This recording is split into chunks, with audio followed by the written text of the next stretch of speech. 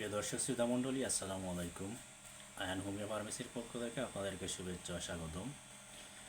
আজ আলোচনা করব পুরুষের স্পার্মাটোরিয়া রোগ সম্পর্কে। স্পার্মাটোরিয়া বা ধাতু রোগ। স্পার্মাটোরিয়া অর্থ হল অসারে শুক্রগ্রহণ এবং ইহার অন্য নাম শুক্রমেহ বা ধাতু রোগ। স্বপ্ন অথবা জাগ্রত অবস্থায় বাহ্যের সময় কুদ দিবার সময়, প্রস্রাবের পূর্বে কিংবা পরে অথবা যে কোনো সময়ে অসারে ধাতু স্খলন হইলে তাহাকে স্পার্মাটোরিয়া বলে।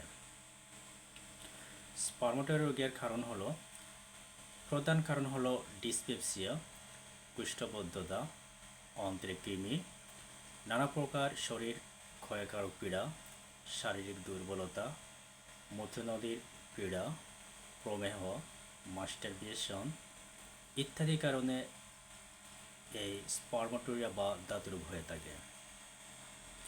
স্পার্মাটোরিয়া রোগ হলে যেসব লক্ষণ প্রকাশিত হয় বা লক্ষণ দেখা দেয়, প্রধান লক্ষণগুলো হলো প্রস্রাব অথবা মল ত্যাগের সময় কুদ দিলে ধাতু নির্গত হয়, ক্রমশ রোগীর শরীর শীর্ণ হতে থাকে অর্থাৎ শুকিয়ে যায়, মানসিক অবসাদগ্রস্ত ও উদ্যম ভঙ্গ হয়, কাজকর্মে উৎসাহ থাকে না, বুক সর্বদা দরপড় করে, স্মরণশক্তি হ্রাস পায়, বিষণ্ণতা, কোনো বিষয়ে মনোযোগ করিতে পারে না, চোখগুলো কোণে কালিমা পড়ে, মুখ ও চোখ জ্যোতিহীন হয়, শরীরে চর্মরুক্ষ ও মেজাজ খিটখিটে হয়, অকালে চুল পাকে, অজীর্ণ, অম্লের পীড়া, অর্শ, উদ্রাময় অথবা কুষ্ঠবদ্ধ দেখা দেয়,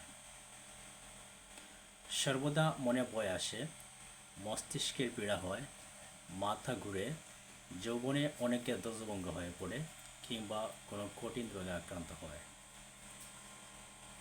হোমিওপ্যাথিক চিকিৎসার পাশাপাশি কিছু নিয়ম বা নিয়মকানুন মেনে চললে এই রোগ থেকে চিরতরে মুক্তি লাভ করা সম্ভব। ঔষধ সেবনের পাশাপাশি যে সকল বিষয় পরিত্যাগ করতে হবে তা হলো হস্তমৈথুন, অতিরিক্ত স্ত্রীসঙ্গ, বিলাসিতা, কুৎসিত নাটক, নোবেল পাঠ, উত্তেজক খাবার যেমন মাংস, ডিম, গরম মশলা এগুলো পরিহার করতে হবে, কুচিন্তা, কুসংসর্গ, অধিক নিদ্রা ইত্যাদি এসব পরিত্যাগ করতে হবে। ধৈর্য ধরে 2 থেকে 3 মাস হোমিওপ্যাথিক ঔষধ গ্রহণ করলে স্পার্মাটোরিয়া বা ধাতু রোগ থেকে চিরতরে মুক্তি লাভ পাওয়া সম্ভব। হোমিওপ্যাথিতে যেসব মেডিসিন ব্যবহৃত হয়, প্রধান ওষুধগুলো হলো অ্যাসিডপস, ডিজেটেলিস, স্টেফিসেগ্রিয়া, কোনিয়াম, লাইকোপোডিয়াম, নাক্স ভূমিকা, সেলিক্স নায়াগ্রা, সিলেনিয়াম, সাইলিসিয়া ইত্যাদি ওষুধ ব্যবহৃত হয়। আমাদের কাছে অনেক রোগী 2-3 বছর 4 বছর পুরাতন স্পার্মাটোরিয়া রোগ নিয়ে আসেন। তো আমাদের ডাক্তার হিসেবে আমার পরামর্শ থাকবে, আপনারা যারা এই স্পার্মাটোরিয়া বা ধাতু রোগে ভুগিতেছেন, আপনারা ধৈর্য সহকারে হোমিওপ্যাথিক চিকিৎসা গ্রহণ করুন, তাহলে এই রোগ থেকে চিরতরে মুক্তি লাভ করবেন, সুস্থ থাকবেন। আজ পর্যন্ত ভালো থাকেন, সুস্থ থাকেন। আল্লাহ হাফেজ।